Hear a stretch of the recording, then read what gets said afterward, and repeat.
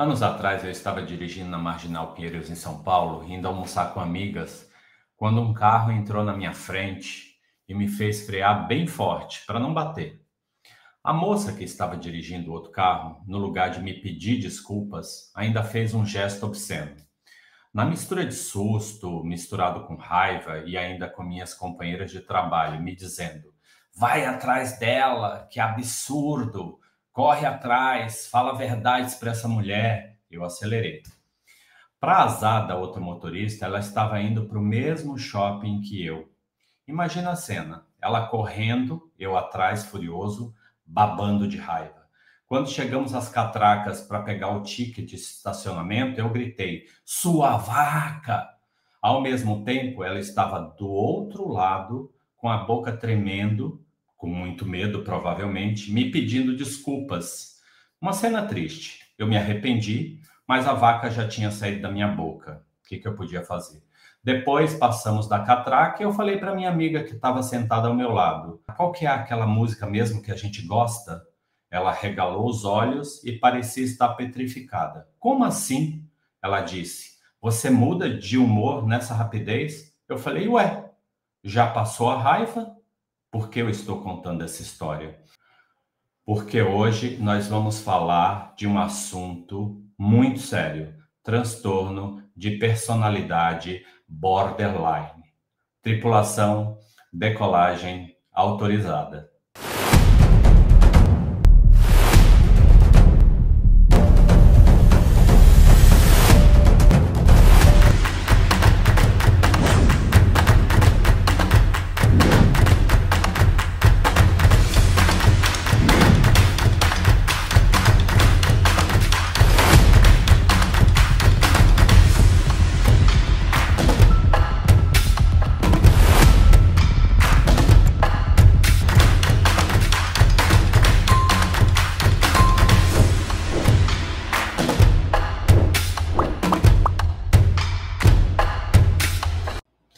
Borderline quer dizer na fronteira. E essa palavra resume bem o que se passa dentro dessas pessoas. Elas vivem na fronteira entre o amor e o ódio, entre o apego e o medo de perder, entre o desejo de se aproximar e o impulso de se afastar. Na psicanálise, o border não é só um diagnóstico, é uma forma de organização psíquica, é uma maneira do sujeito existir construído a partir das primeiras experiências emocionais, lá na infância, nos primeiros vínculos com quem cuidou dele. Quando esse ambiente falha, quando o olhar do outro não sustenta, não acolhe ou é imprevisível, o bebê cresce sem ter certeza de que pode confiar no mundo. E isso deixa uma marca, um eu frágil que oscila o tempo todo entre se sentir inteiro e se sentir vazio. Autores como Otto Kernberg e Donald Winnicott foram fundamentais para entender isso. O Kernberg descreveu o borderline como alguém que vive entre a neurose e a psicose. Ele não perde o contato com a realidade, mas vive dividido internamente, uma parte boa, outra má, sempre em conflito. Winnicott, por outro lado, falou das falhas ambientais, quando o ambiente não foi suficientemente bom para que o bebê se sentisse real, amado, sustentado. O resultado é um self incompleto, que precisa do outro para se sentir vivo, mas que ao mesmo tempo teme ser invadido por esse outro. Louco isso, né? Por isso o borderline sente tudo de forma muito intensa. O que para muito é apenas uma frustração, para ele é vivido como um abandono devastador. Ama profundamente, mas teme ser deixado. Se aproxima, mas quando sente o risco da perda, afasta às vezes de forma brusca. E o que parece autodestruição é, na verdade, uma tentativa desesperada de não se desintegrar emocionalmente. Agora, é importante esclarecer uma confusão muito comum. Borderline não é o mesmo que bipolar. O transtorno bipolar é um distúrbio de humor com base biológica e neuroquímica. As mudanças de humor são cíclicas, fases de euforia e fases de depressão, que duram dias ou semanas e seguem um determinado padrão. Já o borderline tem crises emocionais e relacionais. As mudanças de humor acontecem várias vezes no mesmo dia, sempre ligada a experiências de rejeição, perda ou conflito. Enquanto o bipolar vive oscilações químicas, o borderline vive oscilações afetivas. Na psicanálise, o tratamento do borderline não busca apagar seus sentimentos, mas dá sentido a eles. É um processo de reconstrução do eu, um trabalho paciente, sustentado pela escuta e pela presença constante do analista. Como dizia Winnicott, é preciso um ambiente suficientemente bom para que o sujeito possa finalmente existir sem medo. E esse ambiente na terapia é o espaço onde o border aprende a reconhecer suas emoções sem precisar se perder nelas. Falar sobre o transtorno borderline é falar sobre todos nós, sobre os limites da dor, do amor e da identidade. É lembrar que cada pessoa carrega, em algum grau, essa fronteira entre o medo de ser abandonado e o desejo de ser amado. E compreender o border é, acima de tudo, um exercício de humanidade. Olhar para o sofrimento não com julgamento, mas com a escuta e o acolhimento que talvez tenham faltado lá no início da história de cada um. Olha que complexo isso, meninas. O que é que vocês acham desse assunto? Eu concordo com grande parte das coisas que você disse. Uma coisa que, pelo menos as pessoas que eu sigo, elas acreditam que não nasce dessa maneira, mas se constitui, né? O psiquismo, ele se constitui. Não à toa você trouxe o Winnicott falando sobre a relação com o ambiente. E o meu pensamento me convence muito mais essa relação com o ambiente. Tem bastante questões que fala de uma estrutura que ele se constitui. E como vai se constituir? Na relação com esses cuidadores. A gente chama normalmente de mãe, mas ele pode ser pai, uma avó, uma tia, dependendo de onde essa criança cresce. Nesse ambiente, a forma que acolhe essa criança. Eu entendo como o Winnicott diz o ambiente, porque não diz só desse cuidador, a forma que não deu conta de transmitir esse ambiente seguro, mas aonde também esse cuidador está inserido, como está sendo as relações dele, como ele chega em casa, como que ele vai de encontro com essa criança, como é que vem do trabalho, como é que estão as relações dele sociais, até mesmo com o par dele, né? Esse companheiro ou companheira que estiver se relacionando, a sociedade onde ele está inserido, como está o contexto deles, né, nesse momento, questão econômica, o próprio país, como é que ele está passando e como é que chega, né, esse adulto em relação a essa criança. Eu entendo também dessa relação como para mais ou para menos. Está sendo muito intrusiva ou está deixando, né, com muitas faltas? Então, sempre nessa relação, o que foi de mais ou foi de menos? Tem muitos fatores inseridos. Até a gente vê na relação entre os irmãos são criados por pais diferentes, porque são momentos diferentes, são visões, né, diferentes desses relacionamentos. Bem, voltando para a questão do border, como é que eu vou pensando? O próprio nome, borderline, fala desse lugar de borda, de limite, de fronteira, barreira, delimitação. E eu fico pensando desse lugar, eu até imagino essa palavra em inglês, borderline, fico pensando até de um borderless, quase, né? Porque é sempre fronteira muito frágil entre o eu, o outro, entre um dentro, um fora, um interno, um externo. E a gente pensa em fronteiras, a primeira coisa que vem à cabeça. O que vocês imaginam quando a gente fala em fronteira? Fronteira de países, fronteiras de vizinhos, fronteiras de cidades. O que vocês pensam quando falam em fronteiras? Eu fico pensando em fronteira de proteção. Um país não tem fronteiras? Sim. E aí eles não fazem isso para não ser invadido? Sim, é verdade. Né? Faz sentido. E a cura desse de eu entrar e sair. E aí eu estava falando desse eu, desse outro, desse dentro, desse fora, desse interno, desse externo.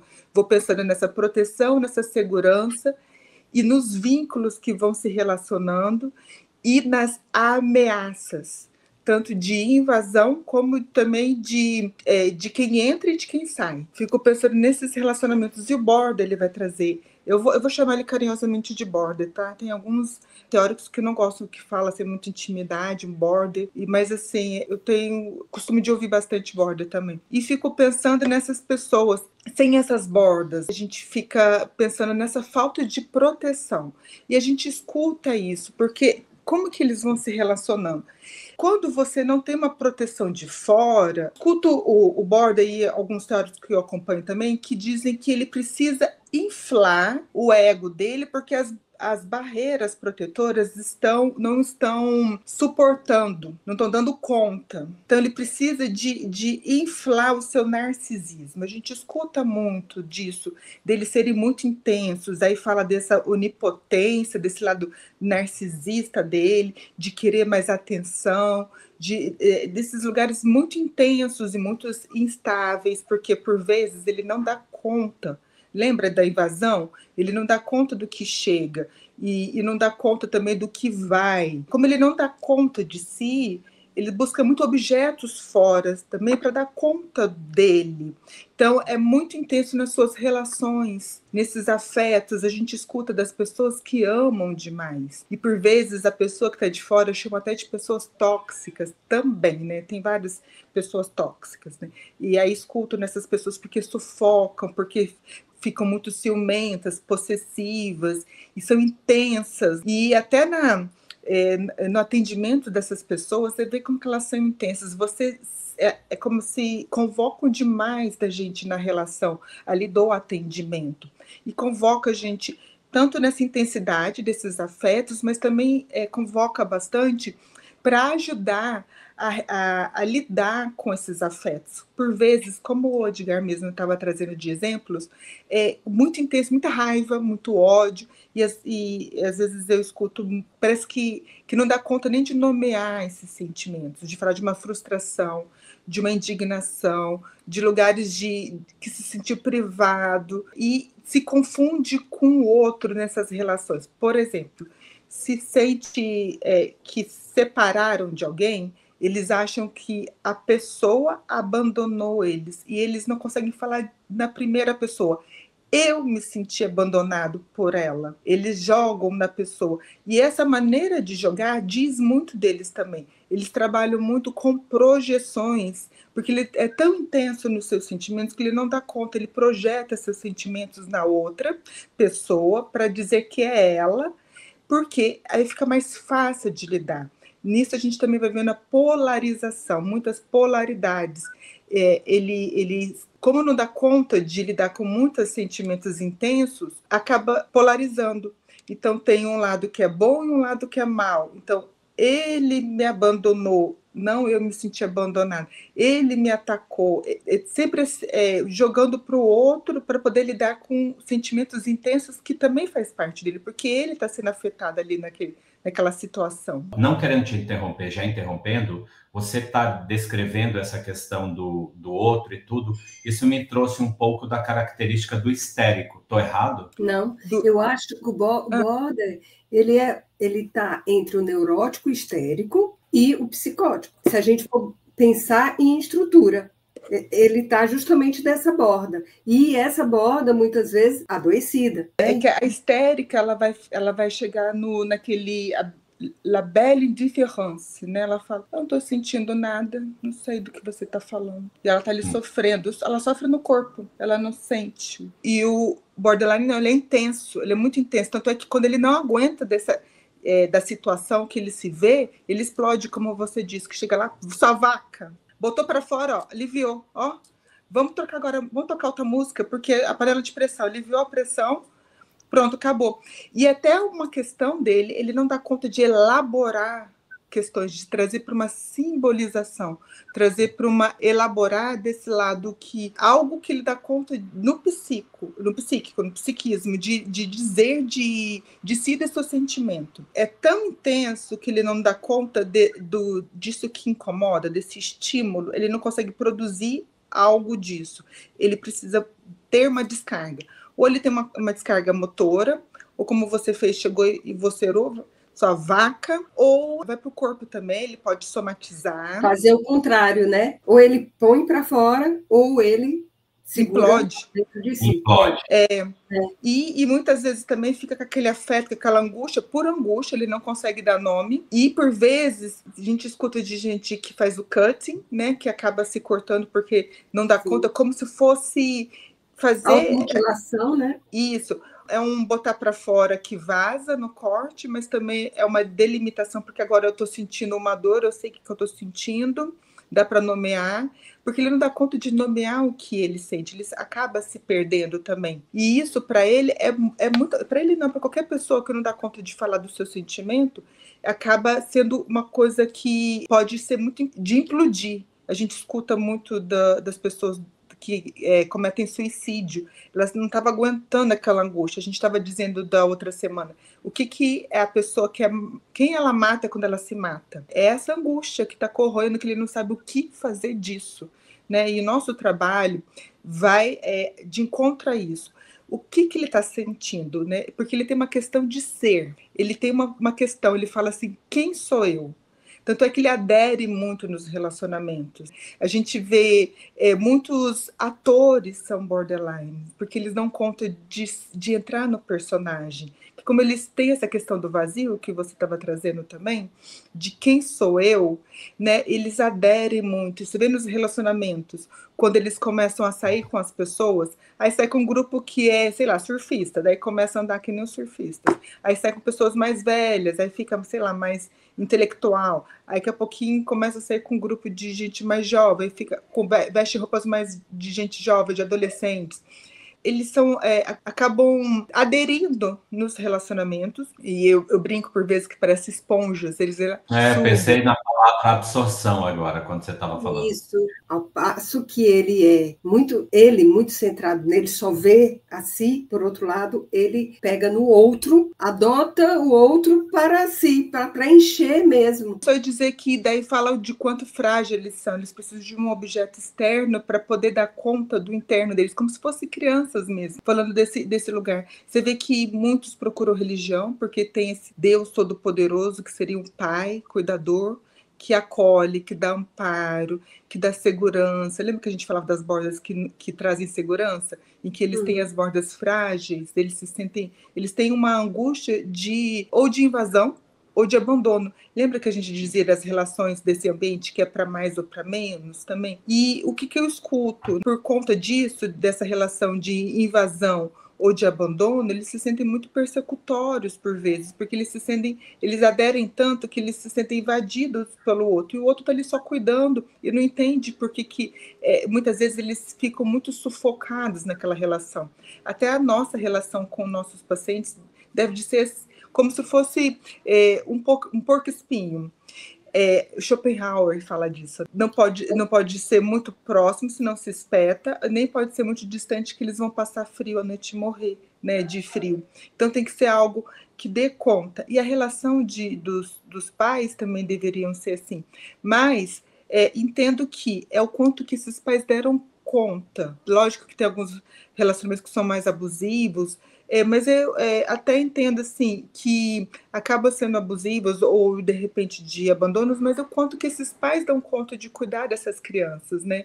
Esse negócio que a gente escuta bastante por vezes, de que tipo que é essa mãe, a gente não tem como dizer que tipo de mãe que é. Esse paciente que vai dizer como ele percebeu essa mãe, ou esse pai, ou esse cuidador, né? Estou dizendo de qualquer pessoa que esteja para cuidar dessa criança. E o quanto que essas relações acabam trazendo esse lugar de amparo, de cuidado.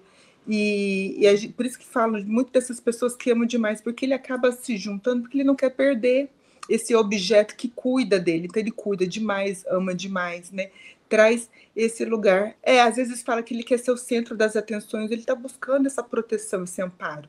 Porque o border, ele mal dá conta dele mesmo. Você vê que muitas vezes ele chega assim na sessão muito desamparado, sofrido, assim, sabe? Mas também são as sessões que eu mais dou risada, sabia, gente? Eles são divertidos quando eles percebem a situação e acabam dando altas gargalhadas, e eles mesmos riem deles quando eles percebem que a situação não era tão séria assim.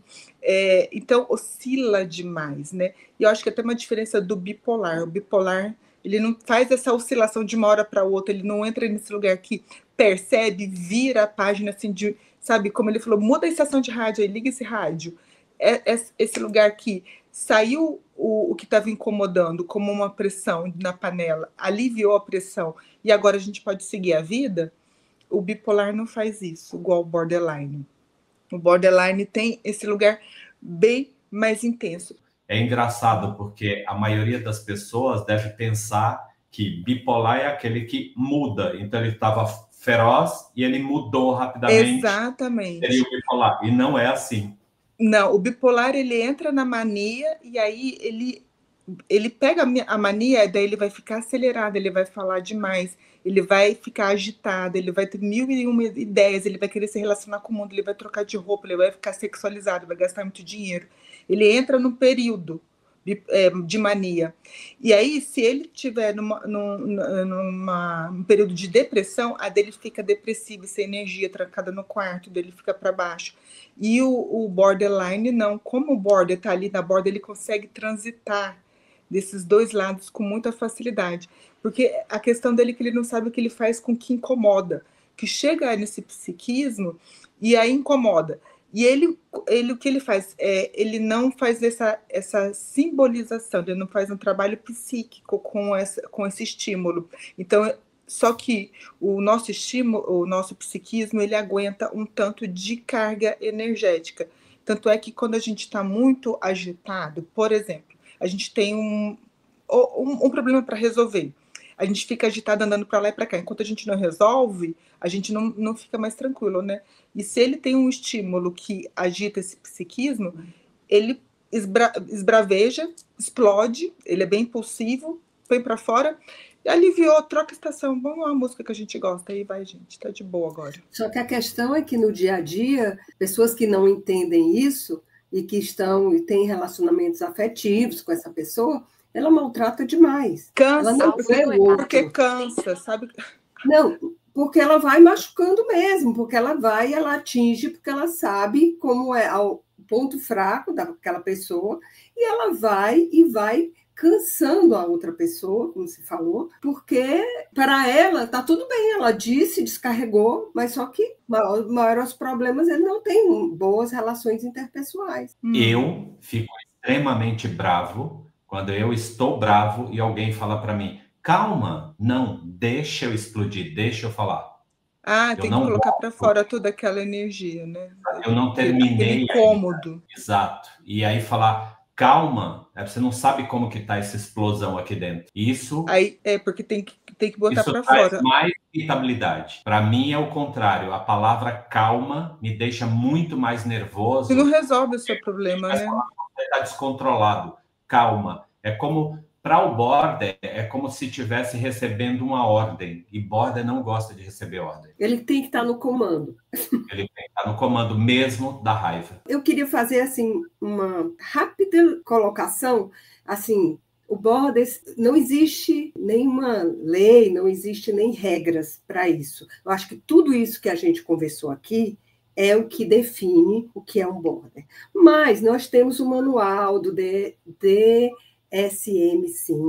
que a gente não pode fugir, enfim, a gente não fica só amarrado a ele. Mas eu acho legal uma proposta que é ler 9, vamos dizer assim, características, se tiver 5 ou mais, a gente enquadraria, vamos dizer, possivelmente, no transtorno de personalidade borderline, certo? Então, assim, rapidamente, tipo, se ele tem um esforço desesperado para evitar o abandono, seja ele real ou imaginário, é uma característica.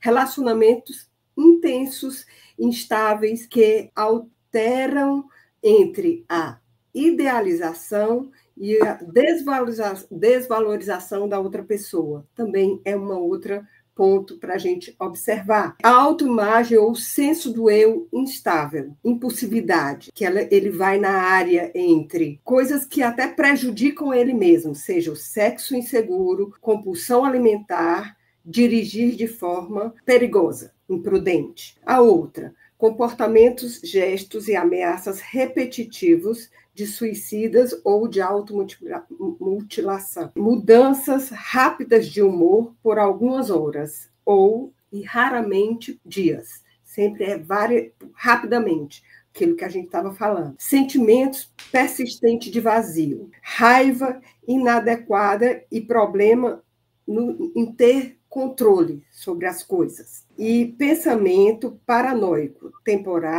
de formas temporárias, dissociativos, desencadeados por estresse. Então, assim, eu acho que de uma certa forma, as coisas que a gente foi falando estão aqui. 5 deles já caracterizaria, porque nós também temos alguns deles, mas se você encontra 5 ou mais desses aqui, e com esses exemplos que a gente veio dando, sempre lembrando, porque eu acho que a psicanálise, a gente não trabalha com regras, como a própria medicina, às vezes, tem aquela coisa exata. Não é. É ouvir e ver de fato, porque às vezes ele está só adoecido em algum desses pontos, com um pouco mais de conversa, e ele vai se conhecendo, ele pode até não ficar preso a alguns desses. Mas se ele encontra 4, 5 ou mais desses aqui, a gente já poderia dizer que ele tem esse nós ou alguém teria esse transtorno. Bate bastante com o que a gente está conversando, porque, na verdade, partiu primeiro da psicanálise, daí o manual teve um apoio para poder ter todas essas características, né, esses sintomas que aparecem. Por isso que eles se conversam. O que a gente vai apoiar mais na parte psíquica e eles vão apoiar mais do que aparece no comportamento. Perfeito, exatamente. Eu ia complementar o que a Di falou. O psicanalista, ele não diagnostica, né? Isso quem faz é o médico. Então, geralmente, apesar de que as pessoas poderiam classificar alguém como border se tivesse 5 dessas 9 características, para você ter uma resposta mais exata e muito mais confiável, você precisaria buscar um psiquiatra, né, para fazer todos os testes, para ter essa... Mas, como disse a Diana, e muito bem, é um forte indicativo de que essa pessoa seja border, porque ela tem pelo menos 5 dessas características. Seria muito interessante, tanto ela como as pessoas que estão no entorno, ter consciência disso. A gente está falando de um transtorno,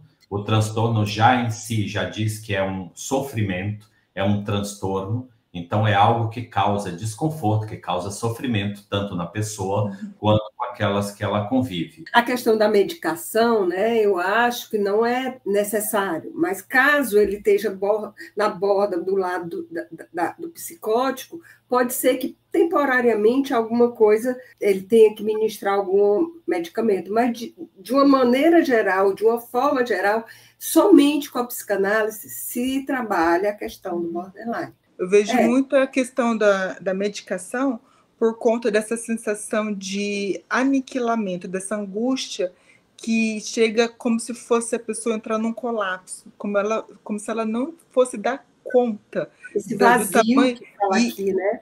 Que ela tem momentos de vazio, mas tem momentos que corrói por dentro, parece que a pessoa fica É desesperada. mais que vazio. E ela chega nessa angústia de querer se aniquilar, porque ela prefere se aniquilar do que ficar nessa angústia de aniquilamento. Pronto. E essa busca dela o tempo todo por uma outra pessoa para poder dar conta dela, dessa angústia que ela não está dando conta, como se fosse para conter mesmo, sabe assim? Parece que ela está se desfazendo, e como se fosse para botar no lugar, de chegar, de dar um amparo, de conter, de botar da borda, ser continente para ela. E me parece que vai muito de encontro com o nosso mundo contemporâneo. Por exemplo, esse encontro, essa procura que as pessoas têm no social, nas redes sociais, de ter esse olhar do outro, de ter essas influencers, né, do que diz dela, do que ela tem que fazer, do que ela tem que deixar de fazer, essa busca de olhar, de validação, de admiração, do que ela busca, dos likes que ela recebe, como se ela fosse ter uma aprovação. Isso, é por aí mesmo que você tem que fazer. Mas é um social que não busca o que os parâmetros, não é tanto eu escuto dos parâmetros do que o social coloca, mas do que ela deveria de ser, do que supostamente uma pessoa espera. Uma pessoa, como se fosse assim, um olhar de um familiar. Então fica desse eu ideal, desse ideal de eu, né, de um social, ou de um cuidador, que ainda está dizendo do ser dela, que ela supostamente deveria de ser, e não do que supostamente um grupo seria, uma pessoa mais estruturada, num social, buscando algo individual, questões de vida mesmo, de como se colocar na vida. Esse não, ele ainda quer saber quem ele é. Mas da forma que você está falando, é muito como se ela fosse muito indefesa.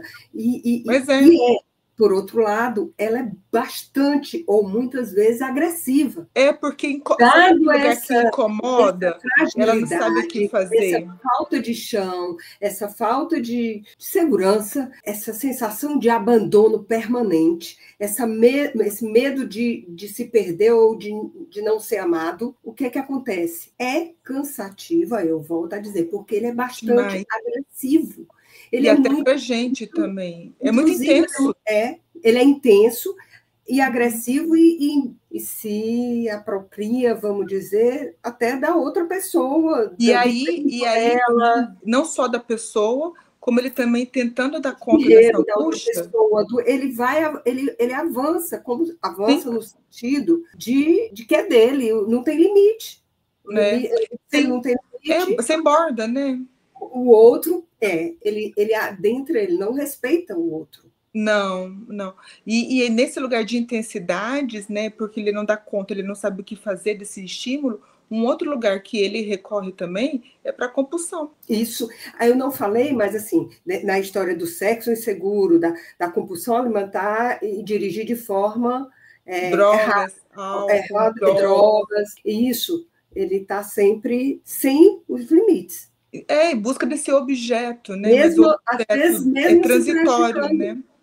Às vezes mesmo tipo assim, não se protegendo, correndo risco. Ele tenta parar esse pulsional, como se fosse algo que fosse deixar ele anestesiado, algo que ele tire a atenção dele, que ele consiga, ou gastar também energia, mas a droga também, o álcool, por exemplo, ele deixa ele alheio, né, dessa tensão toda, alivia um pouco a tensão, ilusoriamente, porque é um objeto transitório por um momento.